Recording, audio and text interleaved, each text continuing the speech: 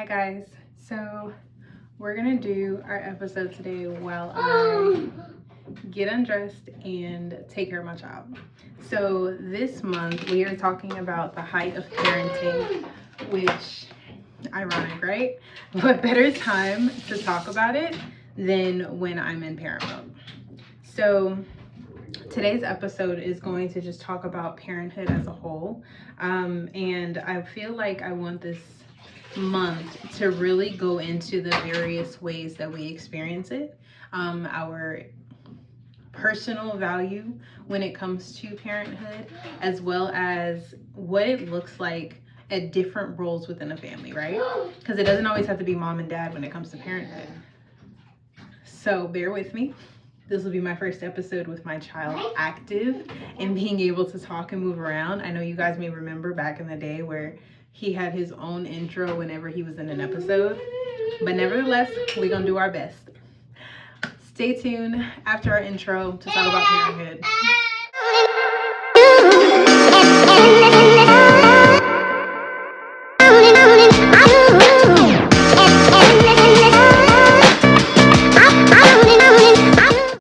So I became a parent officially in 2023, and I have always wanted to be a parent. That was something that was really big for me. And I think I talked about it in a couple episodes, but essentially this experience was planned.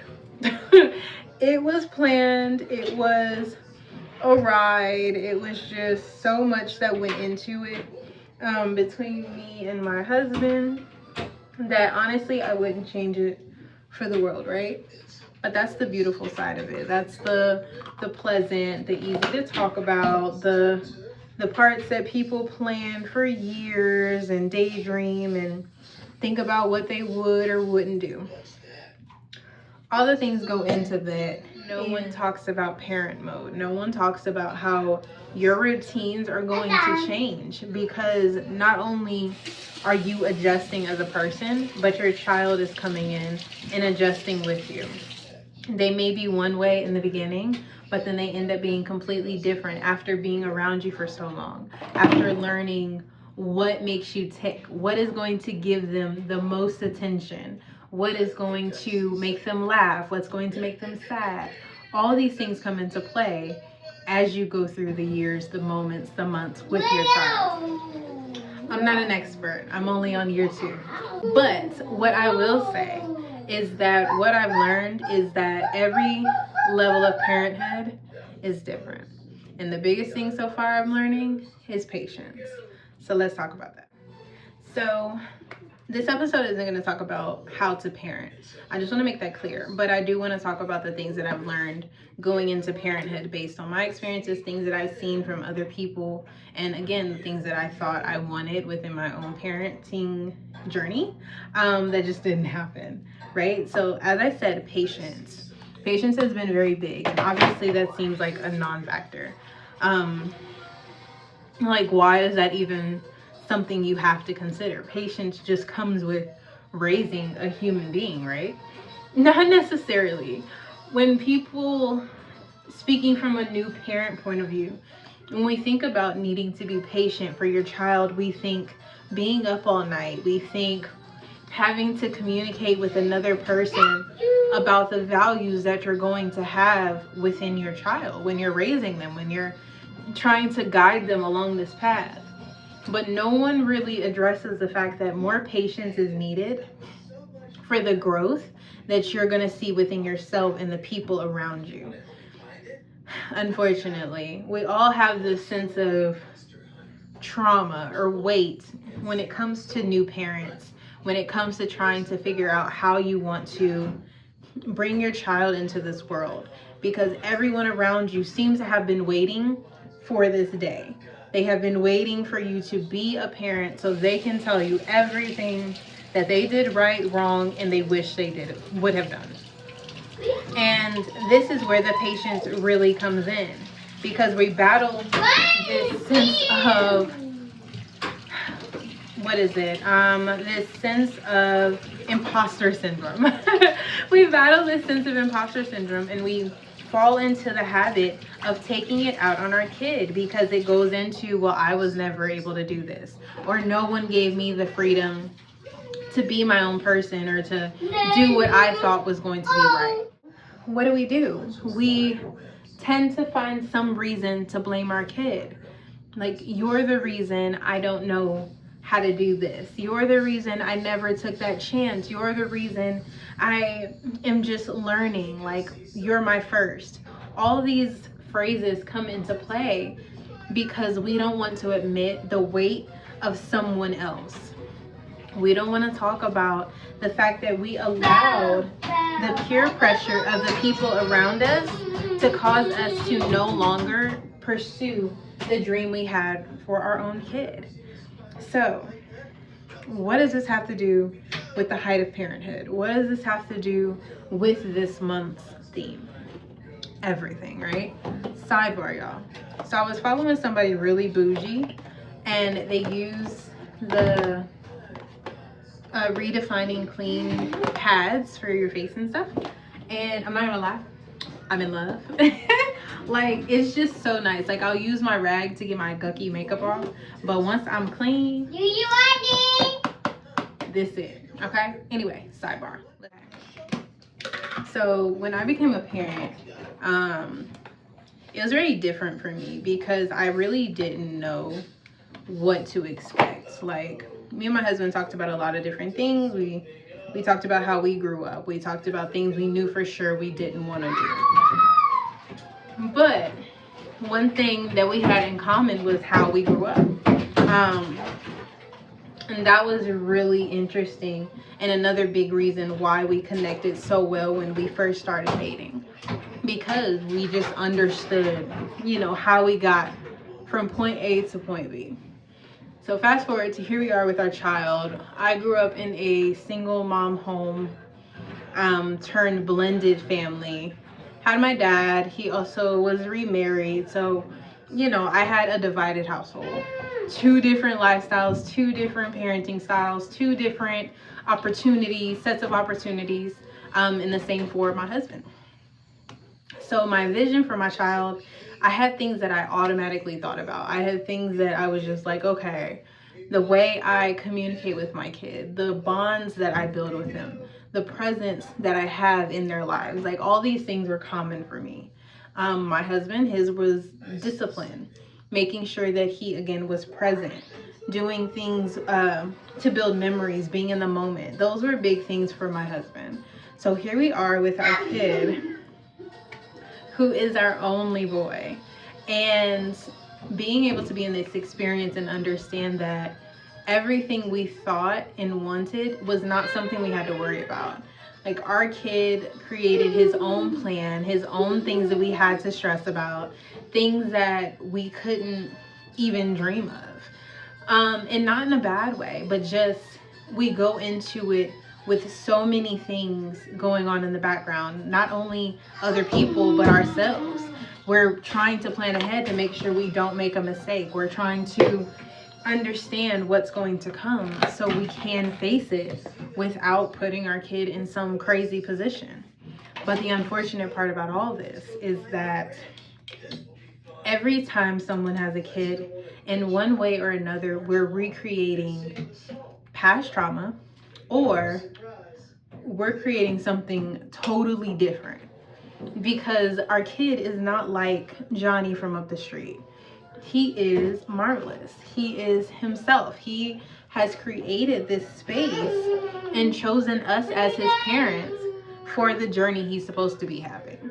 So when we think about those 2 options, right? So recreating trauma, or we're creating an entirely different style of parenting altogether.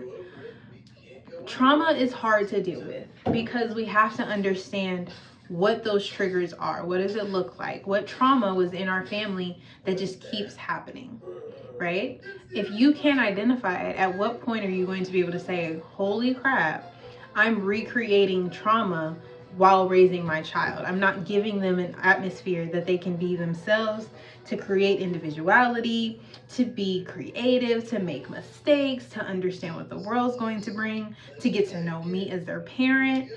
they just have no room for that because we are constantly dealing with all these things that we thought we would escape. Remember that planning period before having our kid, while having our kid? All these things we thought we were doing, it just didn't happen. So now we're bitter. We're bitter, we're sad, we're trying to fix it, we're trying to reconnect, we're trying to heal, while also correcting our kid because you know what? They're doing things we didn't get to do. They're having experiences we didn't get to have. We're constantly living in this state of, well, when I was growing up. How many times have you heard that? And in the moment, you're like, okay, well, who cares? As an adult, when you hear it, it's like, yeah, when we was growing up, you agree. But then when you take a step back and you understand what that means, it is like crabs in a barrel. Congratulations, you got through a rough period of life where maybe it was harder than what your kid's going through. When in reality, you don't want your kid to go through what you went through. So we find ourselves in this contradiction. Either we're okay with them experiencing the hardships that we did because, hey, we got here, we're doing just fine. Or we want to make sure our kids have better, but not so much better that it's going to make us feel like shit. It's a mess.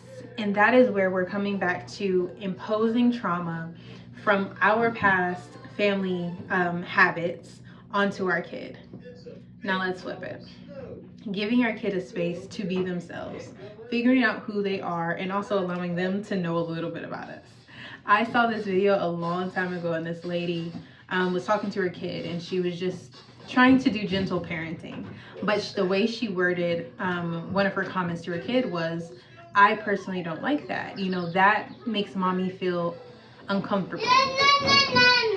And for her kid, she was like, you know, when you do, or when mommy does this to you, it makes you feel uncomfortable. That's how mommy feels. And it was just a quick connection because not only was this child used to this type of conversation with her mother, she understood the correlation between the two. That's what you need. You need to make sure that your kid is not stepping into a space where they're just expected to know you. They're expected to know what's supposed to be done within a household. They're given space to learn and make mistakes. My kid is in his mind stage. He is selfish. He is learning that he actually exists amongst people and they're going to do whatever we want. He is learning that when he screams and cries and throws stuff, that mommy is going to respond. Maybe not in the way he wants in that moment, but I'm going to give him attention. So understanding the psychology of a kid and understanding the development that we go through as humans, you're able to understand how you can provide that safe space for your kid to develop. Like I said, busybody. We've provided him with the space to do just that. Don't get me wrong, I'm not going to let him just run around and be crazy and not have any sort of structure. However, I'm not going to meet fire with fire. If my kid is screaming, I know that he doesn't respond well to me screaming. Not that it hurts him, but that he does dust it off and continue to do what he wants to do. However, he's really good when I just let him have his moment and then come talk to him. And then try to let him know what we're going to do, what we're not going to do. Giving him a minute to calm down and get through his emotions. That's just how he works. And it's so funny because before I had kids, I remember my sister talking about how she wanted to discipline her child when she got to that point. And I remember just thinking like that was not even on my mind because a big thing for me was going to be just whatever our family had done. See how well that went. And now that I am in this position, that's like the last thing I want to do. But it's so interesting because there are times where we have to resort to that side. And it's like heartbreaking, but also pointless. Because my child, he learns so quick. He understands that he just needs to do it for a moment and then move on. But he also doesn't have his feelings hurt for too long. He knows we love him. He knows that he just wants to be near to make sure we are good. So understanding that as a new parent, understanding that as a normal, everyday task routine, you're able to maneuver through certain things a little bit easier. And this is just coming from me and my 2 years at this point. I'm not sure what next year is going to bring. I'm not sure what is going to come with these next couple phases, but I know right now that has been my biggest thing. Not making all of my past trauma, my issues with my side, things that I didn't get to heal from, his problem or my partner's. Making sure that I'm patient, not necessarily just with the everyday things that come with taking care of my child, but being patient with the pressure of parenthood, being patient with the growth that's going to come from me and my child as we're both figuring this shit out. Making sure that I am giving him a space to be himself, making sure that I am understanding that he is not me, he's not his dad, he's a mixture of all of us. He's a mixture of every person in our family, just a little bit at a time, whether it's a big chunk, a small chunk, a infinitesimal chunk. There's so many things that he has taken inside of him that I don't even understand yet. We haven't even unpacked it. He's 2. And at this point, that boy is going to do amazing things. And it's my job to make sure that he understands he can. He can do that, not just go be an astronaut that rides a hoverboard on the moon. He can be himself. And that, I think, is where the value lies, where I think a lot of us miss the mark because we're so focused on this tangible expectation, the picket fence, the American dream. And we miss the fact that we're all individuals with different purposes in this world, but we're never catered to. So I know this video is probably much shorter than my usual ones, but we're late. I am so late making these videos, so I do apologize, but we are going to jump back in. Next episode is going to be talking about the nuclear family versus the divided one. I want to talk about the differences. I want to talk about the similarities. I want to talk about the statistics. And we're going to dive into it. I'm hoping to have someone jump in with me. It'll probably be either Jaleesa or Labrina, all from her movement, of course. So we'll talk about these things, and I'm super excited for the episode. But this month, like I said, we're talking about the height of parenthood. My goal is to make sure I don't have to stop every 2 seconds, but it's parenthood. I'm super excited for this month. I am super excited to talk to you guys and share my experiences and other people's. So I hope that you are just as excited as me. Make sure you come back for our episodes. They will be bi-weekly on a Thursday. If you don't have the notifications on, make sure you have them. Subscribe, like, comment, share, all the things. Follow us on social media, Facebook, Instagram, TikTok. We're everywhere, y'all. But I am Jasa. This is The Audacity, okay? And I'm happy to be back in full attack. Talk to y'all later. Bye.